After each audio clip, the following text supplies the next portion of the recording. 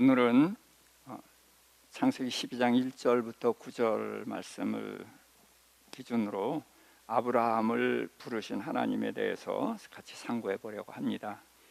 제가 지난번에는 바벨탑과 아브라함을 말씀을 드렸었죠. 자, 바벨탑을 저는 하나님이 없는 나라로 규정을 했고, 하나님이 아브라함을 부르신 것은 하나님의 나라를 세우기 위해서다. 제가 그렇게 말씀을 드렸습니다. 그러니까 지금 하나님이 아브라함을 부르신 것도 바로 하나님의 나라를 세우기 위한 것이다.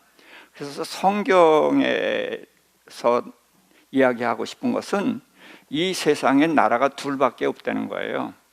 어떤 나라? 하나님이 없는 나라, 하나님의 나라. 근데 하나님이 없는 나라가 어떤 나라냐? 사람끼리 다스리는 나라 같아요. 표면적으로는 그렇지만 그 뒤에는 누가 있어요? 사단이 있는 거예요. 그래서 사단이 있는 어둠의 나라와 하나님이 다스리는 나라, 이렇게 둘로 구분이 되는 것입니다. 그래서 성경은 이제 하나님이 없는 나라를 흩으시고 이제 하나님의 나라를 세우시는 이야기로 시작을 해서 아브라함이 우선으로 해서 이제 이스라엘이라는 나라가 생기죠.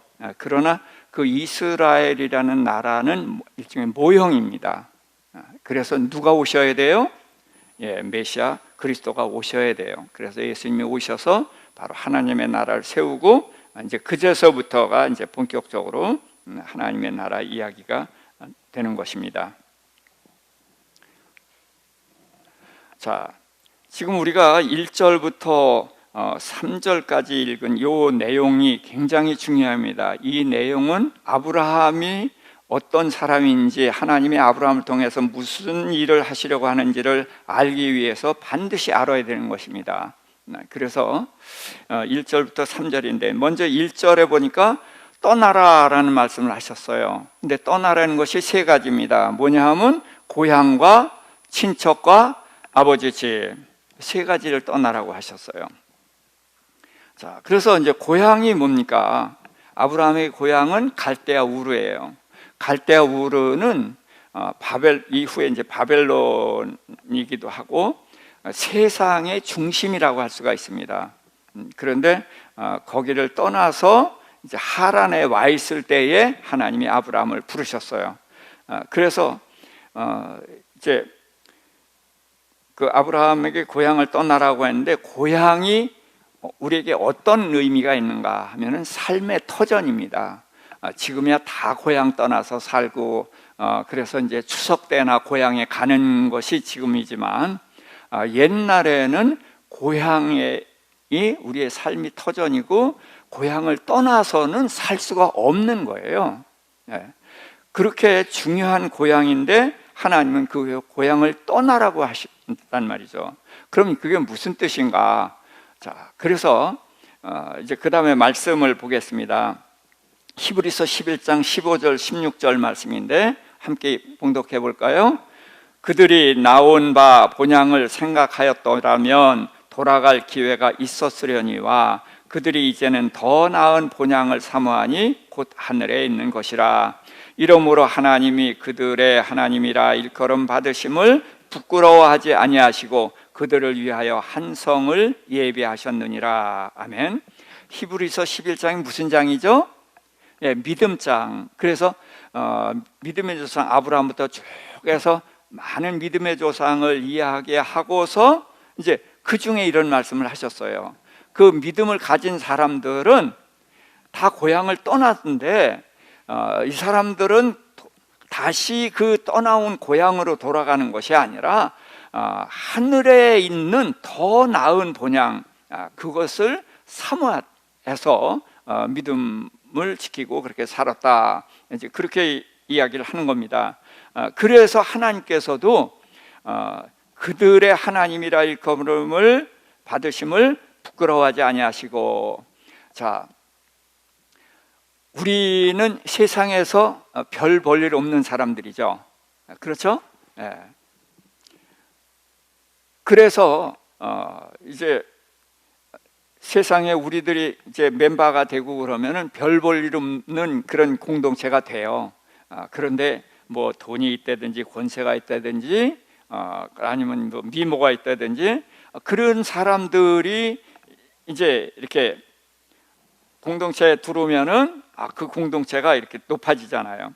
그런데 이제 우리 같이 별 볼 일 없는 사람, 세상이 중요하게 여기지 않지만 하나님은 그러한 우리들의 하나님이다라는 그 일컬음 받는 것을 부끄러워하지 아니하시고 오히려 그들을 위해서 한 성을 예배했다. 그래서 천성을 예배하셨다는 말씀을 이제 우리에게 주신 거예요. 그래서 땅의 고향을 떠나서 하늘의 본향으로 가라, 이제 그런 뜻입니다. 자, 우리가 태어난 곳이 고향이고 저는 이제 만주에서 태어났거든요. 그렇지만 제가 태어난 곳은 또 있어요. 거기는 내 육체가 태어난 곳이고 본래 내 본향은 하늘나라란 말이죠. 그래서 우리의 본래 본향인 하늘나라를 향해서 가는 것이 바로 땅의 고향을 떠나야 되는 것이다. 그렇게 이해하시면 되겠습니다. 자, 두 번째는 친척을 떠나라 그랬어요. 자, 친척은 우리가 의지해야 될 대상입니다. 어제도 이제 결혼식이 있었지만 그 결혼식에 누가 와서 도와줍니까? 이제 우리가 이제 하늘나라 가족이 되다 보니까 이제 교회에서 많은 분들이 가긴 했지만 역시 친척, 형제들이 도와주는 거란 말이죠. 그러니까 예전에는 더더욱 그랬던 거예요. 그래서 친척이 의지할 대상이고 도움을 받을 수 있는 대상이 바로 친척이란 말이죠. 그러니까 고향도 떠나면 어렵고 친척도 떠나면 어려운 거예요. 그런데 왜 친척을 떠나라고 하시는가? 그러면은 이제 우리가 그것도 좀 생각해 봐야 되겠죠. 시편 18편 1절 2절입니다. 이거 다윗의 시인데 시작. 나의 힘이 되신 여호와여, 내가 주를 사랑하나이다. 여호와는 나의 반석이시여 나의 요새시여 나를 건지시는 자시여 나의 하나님이시여 내가 그 안에 피할 바위시여 나의 방패시여 나의 구원의 뿌리시여 나의 산성이시로다. 아멘. 이 시는 다윗이 노년에 자기 인생을 다 정리하고 그러면서 지은 시인데 그 시에서 하나님을 나의 힘이 되신 여호와다, 나의 반석이요 요새요 방패요 피할 바위시요 또 건지시는 자시요 구원의 뿌리요, 뭐 이런 여러 가지 이름으로 하나님을 표현했어요. 그렇지만 이걸 한마디로 한다면은 하나님은 나의 의지할 대상이라는 거죠. 그래서 우리는 땅에서 사람을 의지하면서 살아요. 또 재물을 의지하기도 하고 또 권세를 의지하기도 합니다. 그런데 하나님께서는 그런 의지할 대상을 하나님으로 삼으라는 것입니다. 그래서 이제 이 고향을 떠나는 것도 하늘의 고향을 향해서 가는 것이고 우리가 의지하던 대상 친척들을 떠나는 것도 이제는 하나님이 내 의지할 대상이라는 거죠. 그래서 다윗은 이 노년에 나의 힘이 되신 여호와여, 나의 반석 요새 나를 건지시는 자시여 구원의 뿌리여 피할 바위여, 얼마나 많은 어려움이 있었습니까? 그 많은 어려움을 통해서 하나님을 더 많이 경험했단 말이죠. 그래서 많이 경험하다 보니까 하나님을 표현하는 말들이 이렇게 많아진 거예요. 그래서 하나님의 이름이 많은 것은 하나님이 그만큼 다양한 능력을 가지고 영역을 가지고 계신 분이다, 이제 그런 뜻인데 다윗은 이렇게 하나님을 많이 경험했기 때문에 이런 표현을 썼습니다. 그래서 이런 표현이 또한 나의 고백이 될 수 있기를 주님의 이름으로 축복합니다. 네. 자, 그래서 이제 친척을 떠나라고 말씀을 하셨어요. 자, 그 다음에 또 세 번째는 뭐죠? 세 번째는 아버지 집을 떠나라 그랬어요. 자, 아버지 집은 우리에게 가장 소중한 공동체입니다.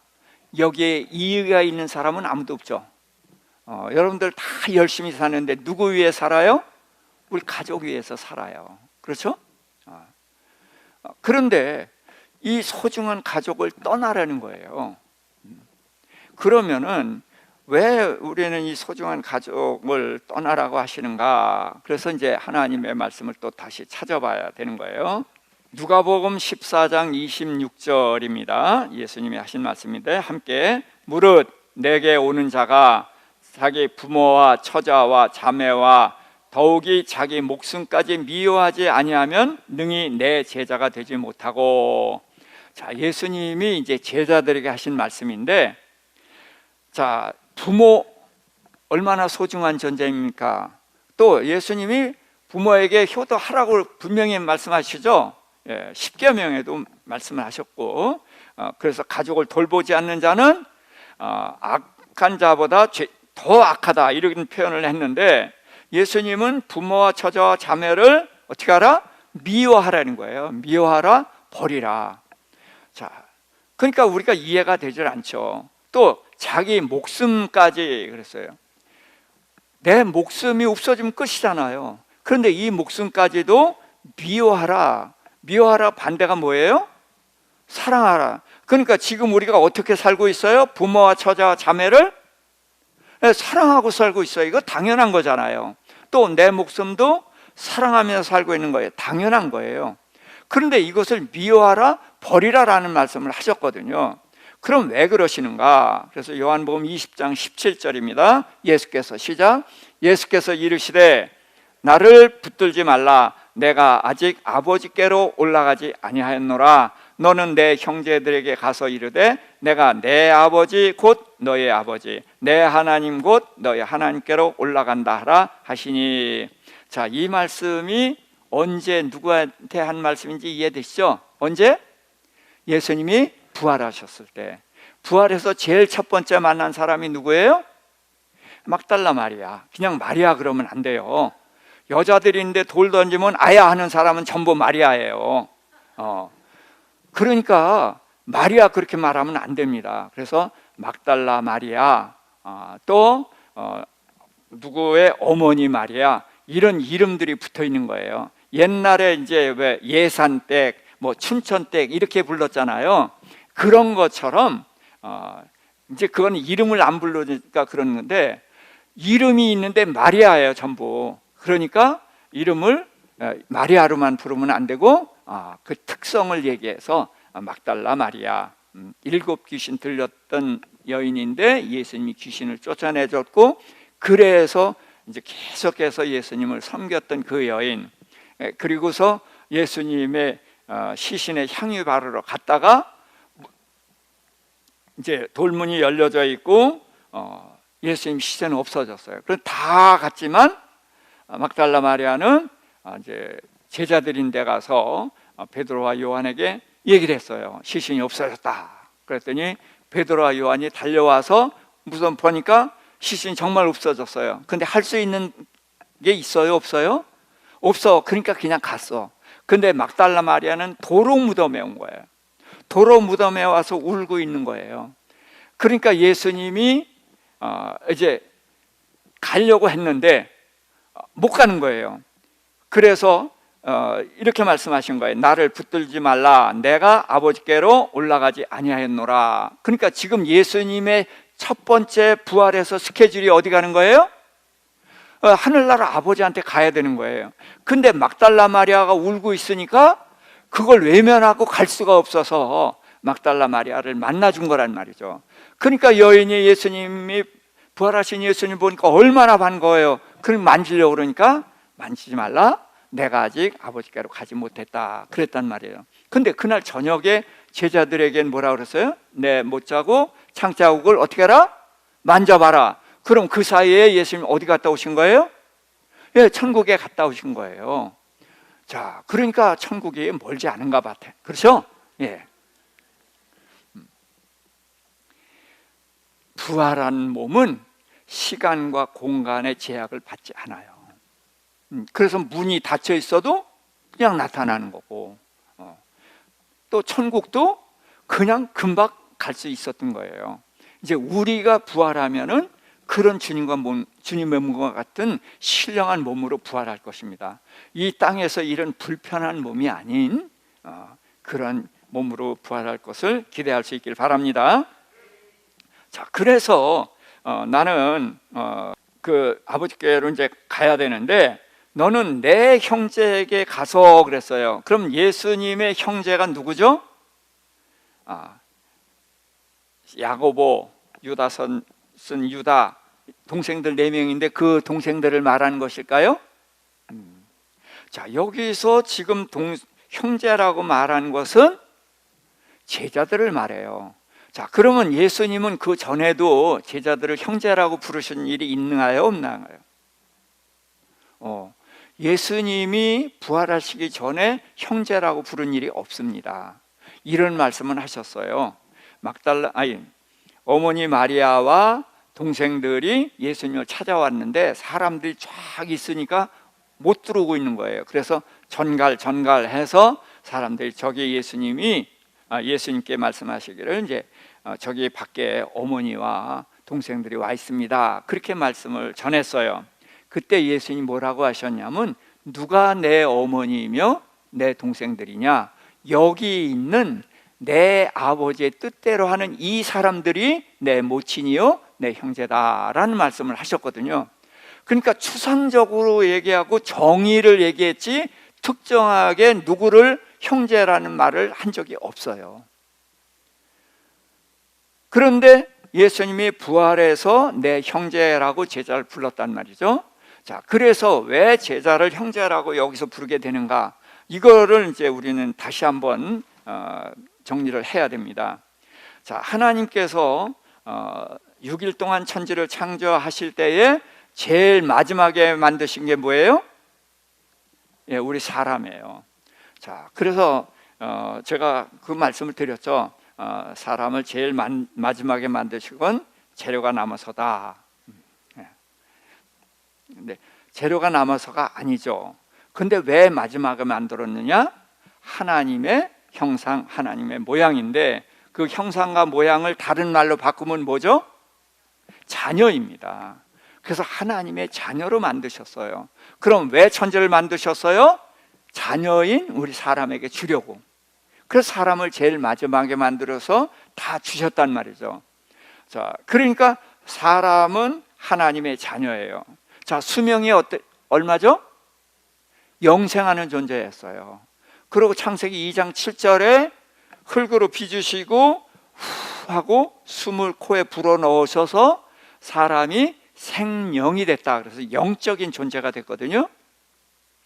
그래서 그때에 성령을 부어주신 거예요. 자, 그래서 사람은 신분이 하나님의 자녀, 수명은 영생, 그 다음에 누가 함께 있어요? 성령이 함께 있는 게 하나님이 창조하신 우리의 사람의 모습인 거예요. 자, 그런데 사람이 범죄했단 말이죠. 그래서 범죄했기 때문에 또 진자는 이긴 자의 종이 되는 바람에 하나님의 자녀가 마귀의 종이 됐어요.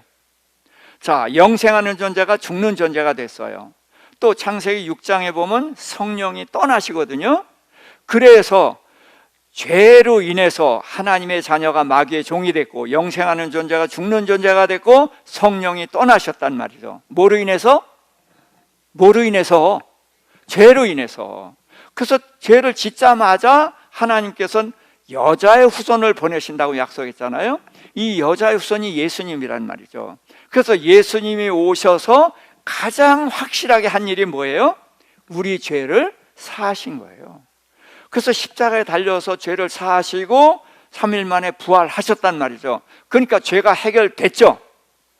죄가 해결됐기 때문에 예수님이 제자들을 이제 형제라고 부르는 거예요.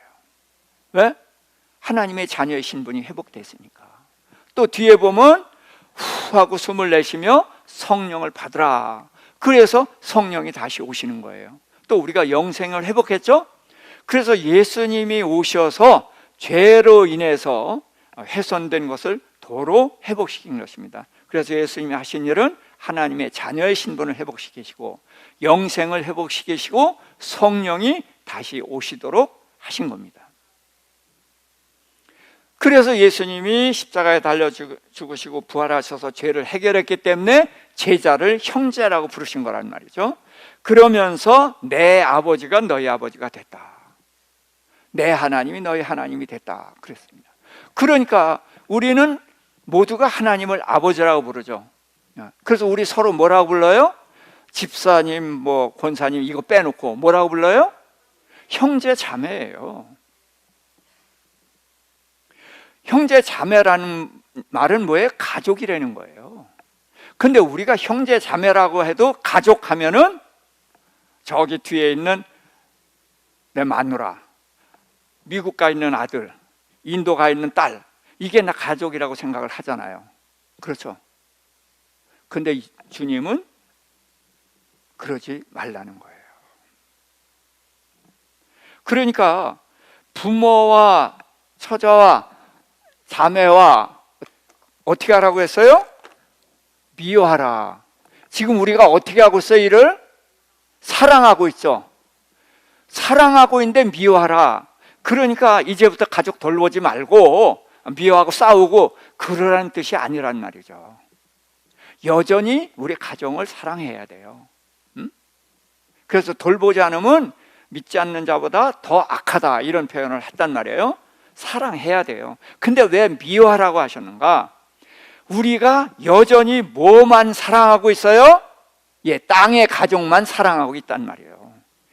그래서 미워하라는 거예요. 미워하라는 건 여길 미워하라는 것이 아니라 사랑해야 할 대상을 고치라는 거예요. 누굴 사랑하라? 이 하나님을 아버지로 모시는 우리 성도들, 이게 가족이란 말이죠.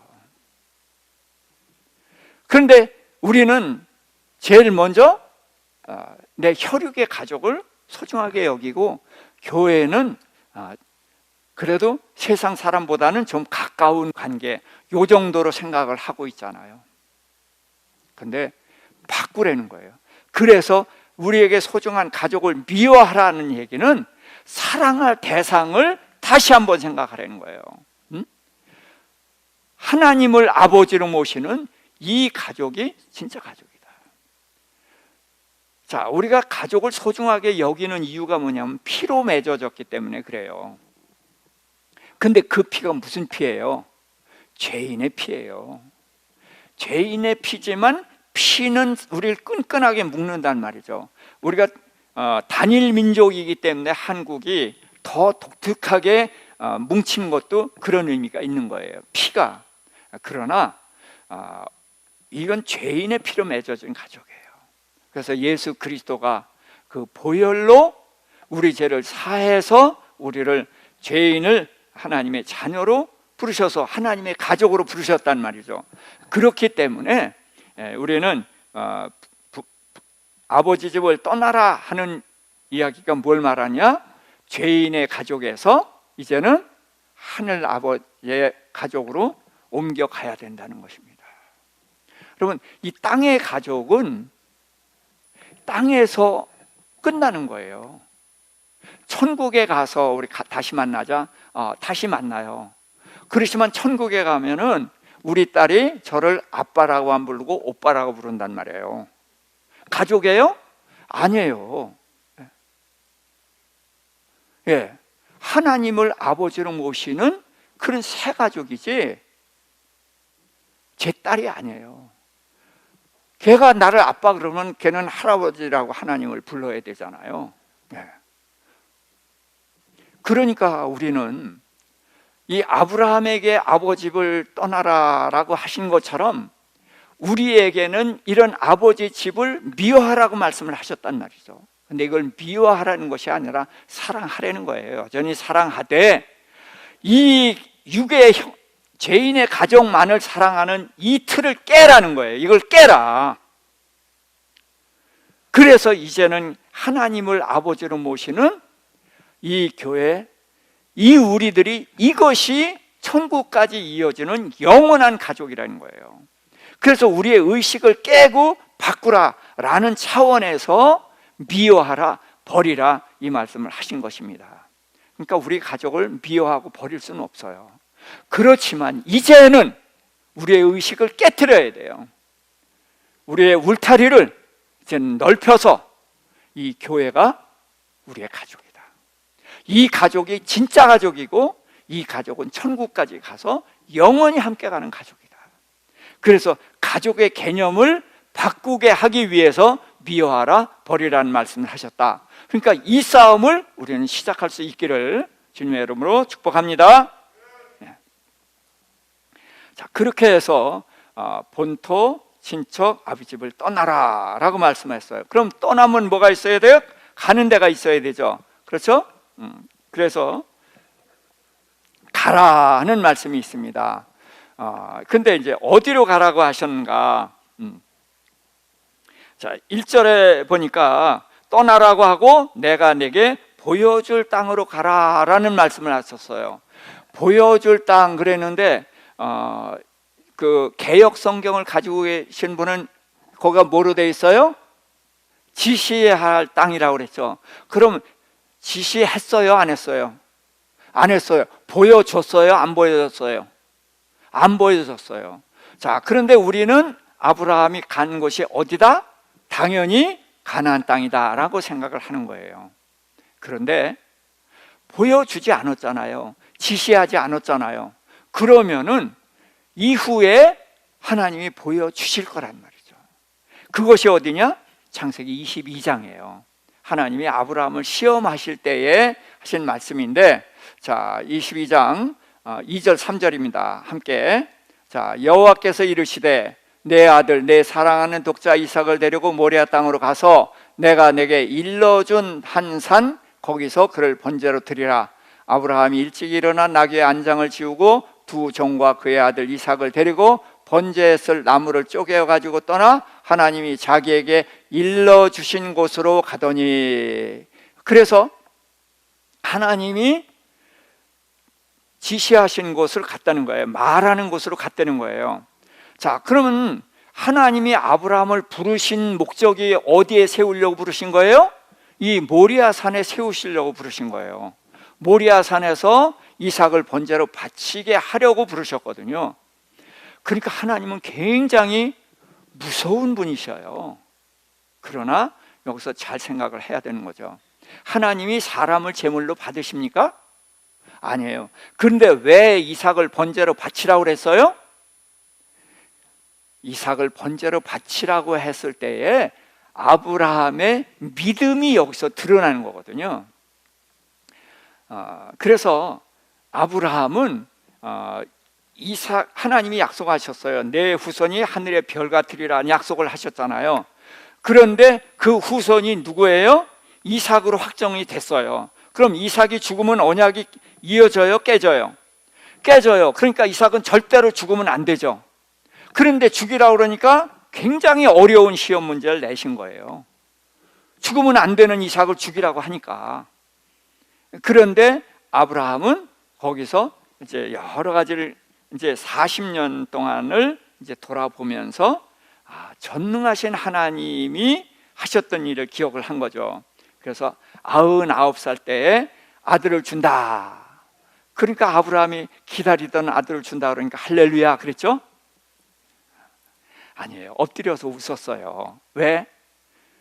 하나님 참 웃기시네. 이미 끝났어요. 우린 부부 생활 못하고 살아 생리 안 해요. 날 수 있어요? 없어요? 없어요. 그런데 아들 난다 그러니까 그래서 키킬 때 웃었거든. 그러면서 이제 하나님 이스마엘이나 축복해 주세요 그랬더니 아니라 내가 이삭 아들을 낳으리니 이름을 이삭이라 하라. 그러면서 내가 이삭과 언약을 세운다 그랬어요. 그러니까 후손은 이삭으로 확정이 된 거예요. 그러니까 이삭이 죽으면 언약이 어떻게 돼요? 깨지죠. 언약이 깨지면 하나님은 언약이 하나님이 아닌 거예요.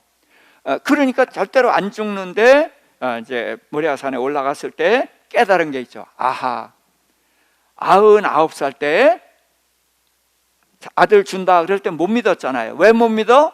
불가능하기 때문에. 근데 전능하신 하나님은 뭐예요? 불가능이 없는 분이 전능하신 하나님이잖아요. 그러니까 아브라함이 이 전능하신 하나님이 죽은 것 같은 우리 부부의 몸에서 생명체 이삭을 뽑아내신 것처럼 내가 이삭을 죽여서 번제가 되게 해서 바쳐도 하나님은 이 죽은 이삭을 다시 살려내실 것을 믿고 이삭을 죽이려고 했죠. 그래서 하나님은 그 이삭을 죽이지 못하게 막으시면서 내가 이제야 나를 경외하는 줄 아노라, 그런 말씀을 하셨어요. 그게 무슨 뜻이냐 하면은 아브라함은 하나님을 쭉 경외해 왔어요. 그런데 이제야 내가 나를 경외하는 줄 아노라 하는 말씀은 뭐냐? 내가 이제야 나를 온전히 알고 온전히 믿었구나. 그것이 하나님을 온전히 알고 온전히 믿는 것이 뭐예요? 하나님을 경외하는 거예요. 그런데 하나님의 약속을 믿되 어떻게 믿어요? 자식의 생명을 걸고 믿어요. 만일에 이삭을 죽였는데 하나님이 살리지 못하면 이삭 죽는 거예요. 그렇죠? 그러니까 자식의 생명을 걸고 하나님의 약속을 믿은 거거든요. 이게 경외예요. 그래서 믿음은 뭐예요? 행동이에요. 삶이에요. 그렇게 해서 이제 아브라함이 하나님의 약속을 온전히 믿었을 때에 이제 하나님께서는 내 후손이 대적의 성문을 얻으리라. 그래서 사탄의 머리를 깨뜨릴 것을 말씀을 하셨고, 너로 인해서 천하 만민이 복을 얻으리라. 그 말씀을 이제 확정적으로 이제 이어나가게 되는 것입니다. 자, 그래서 가라 하는 것은 아브라함은 믿음의 조상이 돼야 되는 거예요. 자, 사도 바울도 그렇게 말했어요. 나의 나된 것은 하나님의 은혜다. 아니, 바울이 바울이죠. 이름 바꿔서 그 얘기예요? 아니에요. 바울은 하나님의 손에 의해서 마침내 나의 높은 곳에 섰다는 거예요. 자, 다윗은 이런 고백을 했습니다. 시편 18편에 여호와께서 나의 발을 암사 쓴발 같게 하사 나를 나의 높은 곳에 세우시고. 자, 높은 곳에 세우신 게 아니에요. 어디에 세웠다고요? 나의 높은 곳. 이게 무슨 뜻이냐? 제가 전에 한번 그런 간증을 했었죠. 제가 전도사가 돼서 강대상에 있을 때 누가 여기 칼 들이대고 너 예수 믿으면 죽어 그러면 살려주세요 할 사람이라고. 지금도 그렇게 생각하면 안 되죠. 그런 나였는데 그때 제가 그랬어요. 그랬더니 황당하죠. 그런 전도사 밑에 있을 수가 있어요, 없어요? 없어요. 그래서 황당하시죠? 그런데 왜 여기 섰는가? 여호와 하나님께서 나를 이 자리에 세우셨다. 그럼 왜 세우셨느냐? 언젠가는 다시 똑같은 상황이 왔을 때 나는 예수를 부인하지 않겠소 라고 칼을 받을 수 있는 사람으로 나를 만드실 줄 믿고 내가 이 자리에 섰습니다. 그랬더니 성도들이 저를 받아주시더라고요. 그러고서 제가 14년 사역을 하고 떠날 때에 그때 얘기를 했어요. 몇 분이 그 말을 들은 분이 있어요. 그래서 제가 14년 전에 그렇게 고백했던 사람입니다. 근데 지금은 어떤 사람인가? 칼을 대고 너 예수 부인하지 않으면 죽어. 그랬을 때 나는 부인하지 않아 라고 담대하게 말할 수 있느냐? 나는 아직 거긴 못 됐습니다. 그랬어요. 아직 모자랍니다. 그러나 하나님 나를 중국으로 부르셨는데 중국에서일지 어디에 있을지 모르지만 언젠가 똑같은 상황이 왔을 때 나는 예수를 부인하지 않는 사람으로 하나님이 나를 세우실 줄 믿고 나 중국에 들어갑니다. 그렇게 말씀을 드리고 이제 중국 들어간 지 올해가 17년 차가 되는 겁니다. 그런데 지금도 내가 생각할 때 아직 담담하게 받을 건가? 자신이 없어요. 그러면 나는 나의 높은 곳에 섰습니까? 못 섰습니까? 아직 못 섰어요. 그러나 나는 전도사 때보다 올라갔고 지금 더 올라왔습니다. 문제는 다윗이 이렇게 고백을 했어요. 나의 발을 암사 쓴발 같게 하사.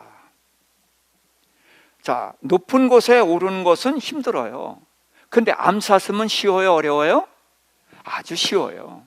무슨 얘기냐?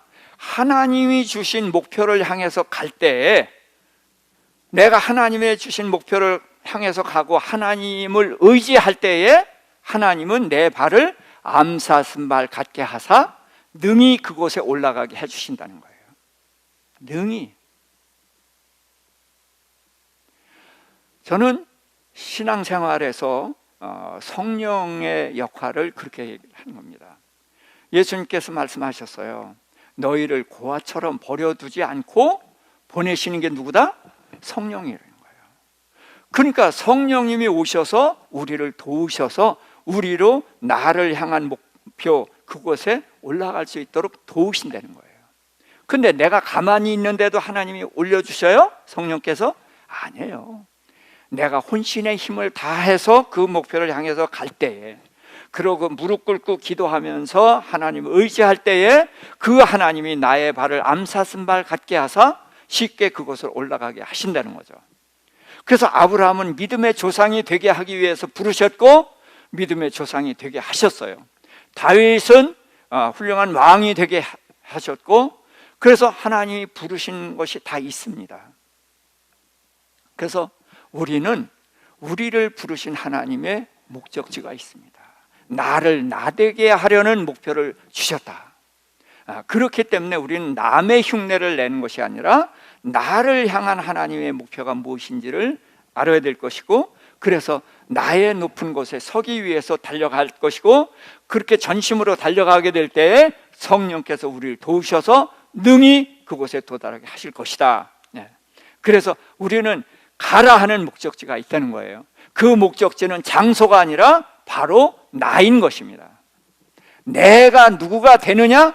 이것이 목표라는 것을 놓치지 않기를 꼭 부탁을 드립니다. 자, 그러면은 이제 가라 그랬는데 그 다음에 하나님이 약속을 하셔요.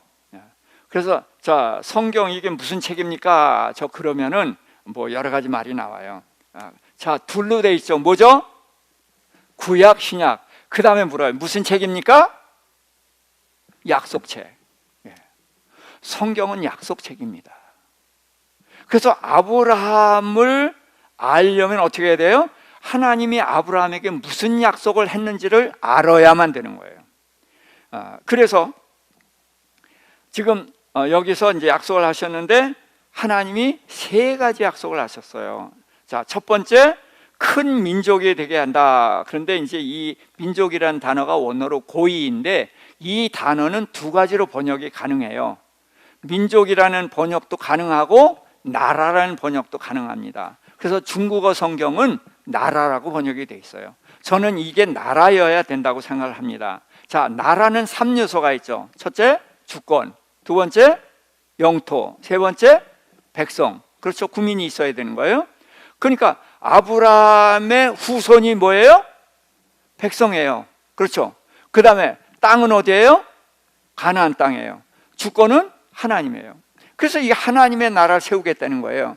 그래서 아브라함에게 7절에 이 땅을 내 자손에게 주리라. 그게 바로 하나님의 나라 이야기라는 말이죠. 그래서 제가 성경 전체를 하나님이 없는 나라를 없애고 하나님의 나라를 세우는 것이라고 말씀했잖아요. 그래서 아브라함을 부르신 것도 뭐 때문에? 하나님의 나라를 세우러 온 거다. 이거를 놓치지 않기를 꼭 좀 부탁을 드리는 것입니다.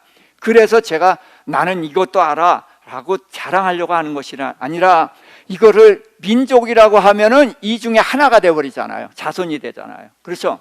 나라라고 할 때 땅과 자손이 되고 이 약속을 하나님이 반복해서 하시거든요.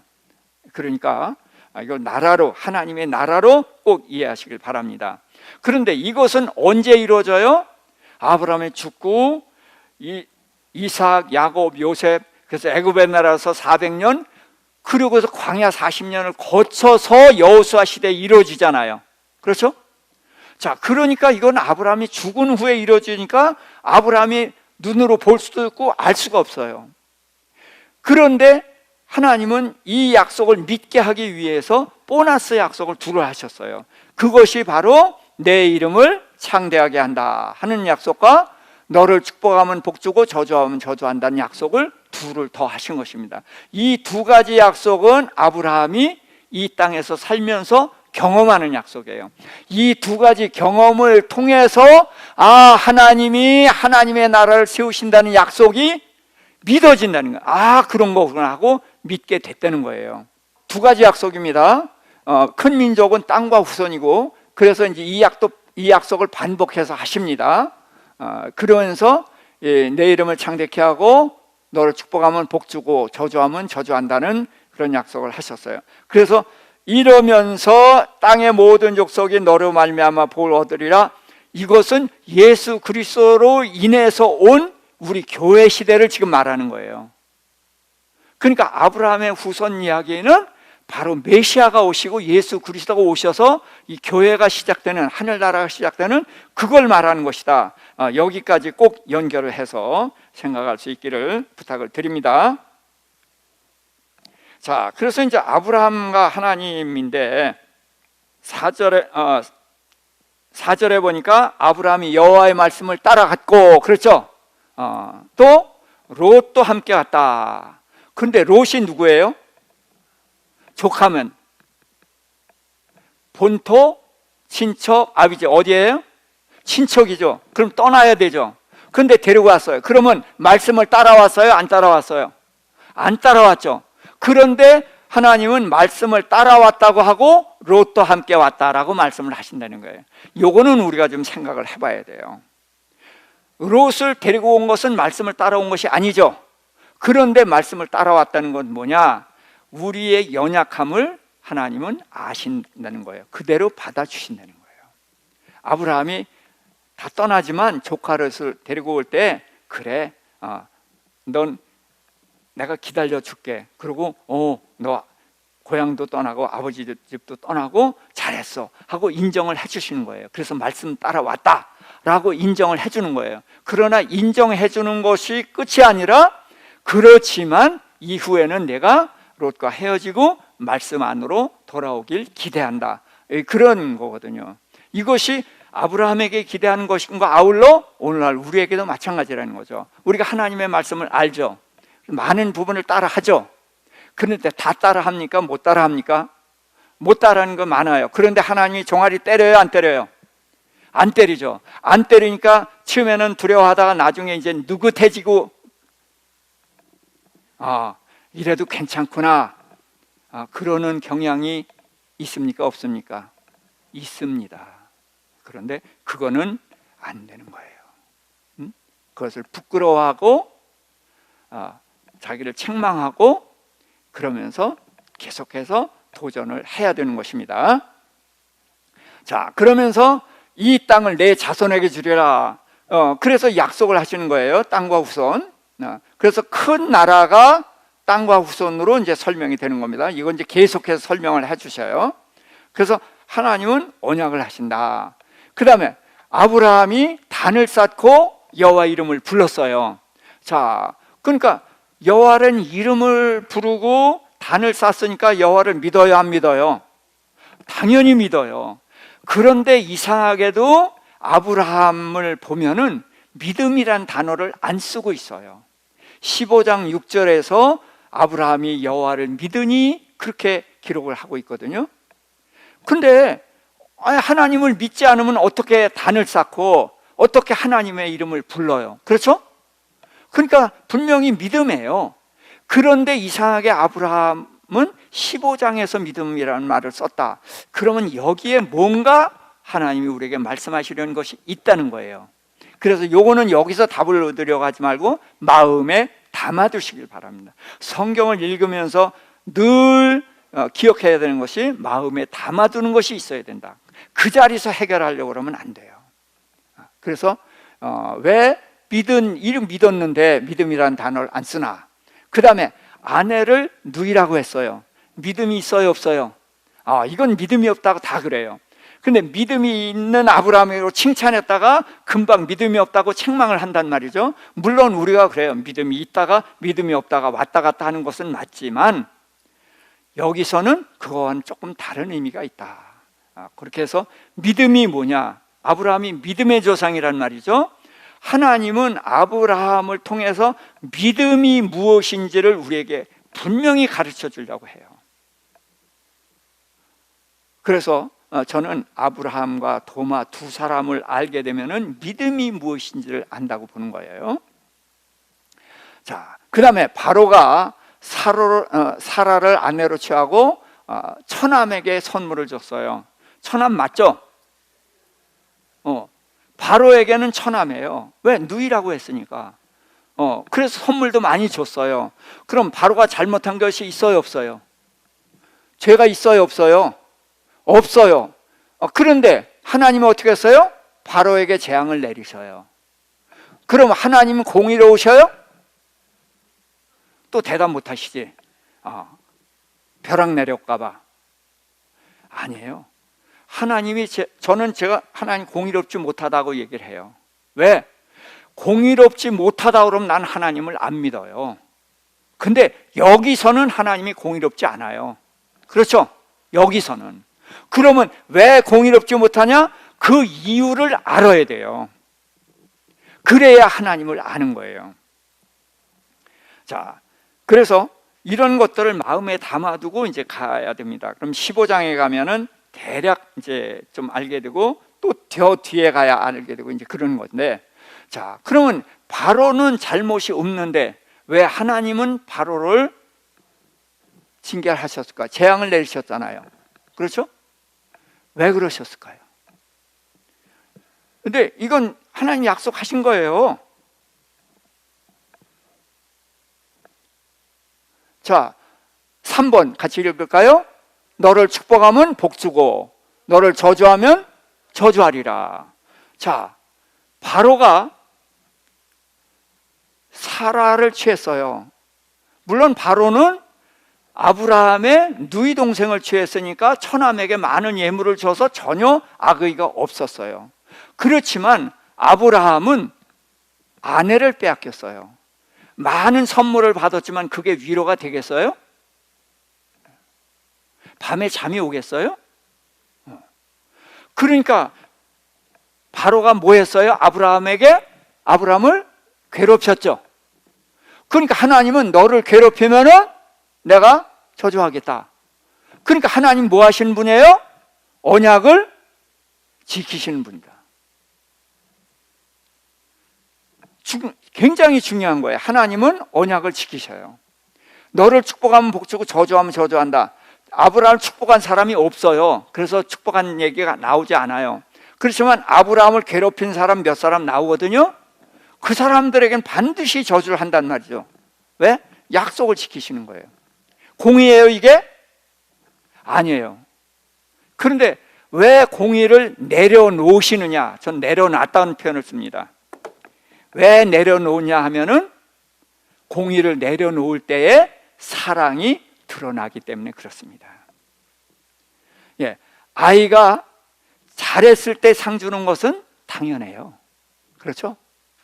잘못했을 때 종아리 때려야 되는데 잘못했을 때 안아주고 그러면은 그게 뭐가 나타나요? 사랑이 나타나는 거예요. 공의는 내려놨지만. 예, 그래서 하나님께서 공의를 내려놓으시는 것은 사랑을 깨닫게 하기 위해서 그러셨다. 그렇게 이해를 하시길 바랍니다. 자, 그 다음에 이제 하나님의 부르심이 뭔가 이제 정리를 하겠습니다. 고향 친척 아비집을 떠나라고 말씀하셨잖아요.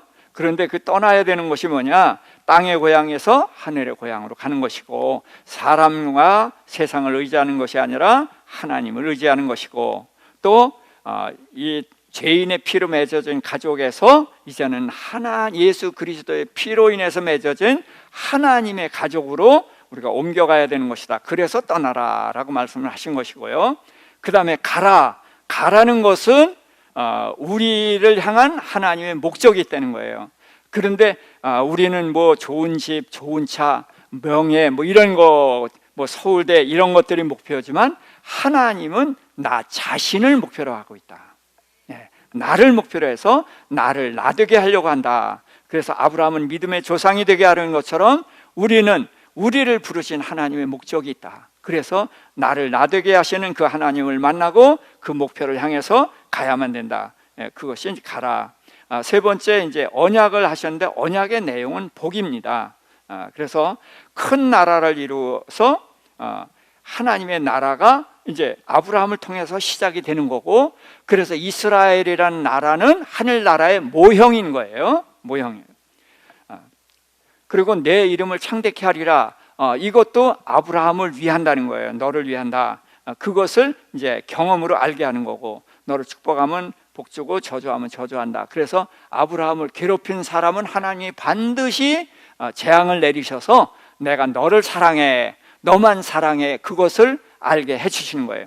그래서 이 밑에 두 가지 약속을 통해서 하나님은 아브라함으로 하여금 하나님을 알게 하고 하나님의 나라를 세우려고 하는 그것을 알게 하고 거기에 동의하고 믿게 하려고 하시는 것이다. 그래서 마지막에 말씀하시는 게 땅의 모든 족속이 너를 인해서 복을 얻는다.